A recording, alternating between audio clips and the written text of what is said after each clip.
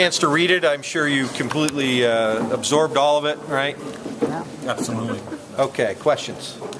Okay, the election thing with the colleges, universities, that's out of there, right? That's correct. It has not been added or amended in any way. It was removed. Okay. Do you anticipate still dealing with that in a later version of the budget?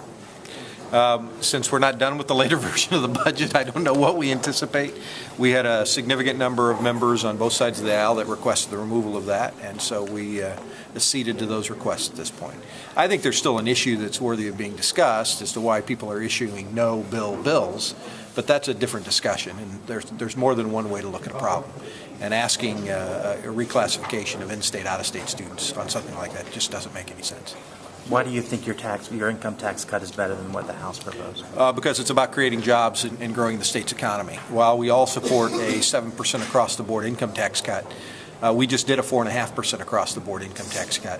And while I'm sure it helped at the margins, the reality is we want to do something that's targeted to those 95% of the creators of the jobs. That's where most of the jobs are in this state, and we believe the small business tax cut will help directly grow jobs in the immediate future.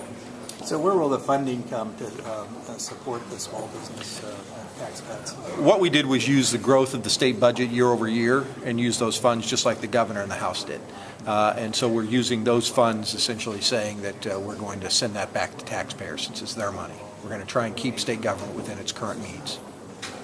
Still no Medicaid expansion, is that right? Medicaid expansion has not yet been addressed. We indicated that that would not be part of the budget at this time.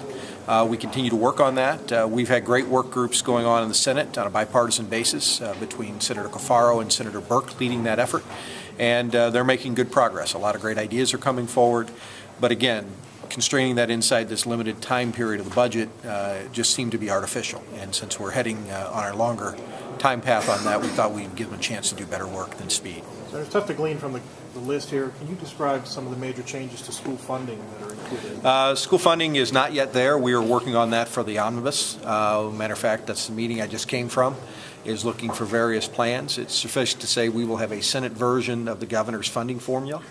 We will take what the House did and build upon it. Along with the governor. We think that it's important that we do a framework that provides stable long-term funding for K-12 education.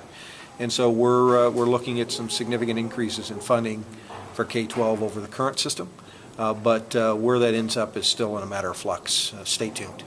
Does your budget anticipate a $400 million income tax rebate the way the governor had proposed it, or is that rolled into the income tax cut? I guess I'm not sure what you mean by $400 million. You're talking about the ITRF, exactly. The Income Tax Reduction Fund. Yeah. We frankly are building on where the House was. The House took a large part of that ITRF formula and put it into Medicaid, not doing the Medicaid expansion. And so I think that's largely dependent on where we're at. But when you do a $1.4 billion income tax rollback in the small business income tax adjustment, you are by the very nature taking $400 million and putting it into a permanent income tax adjustment. And so we are doing that as the House did. But the specific rollover of that $461 million is something that we'll have to account for when we figure out the rest of the numbers.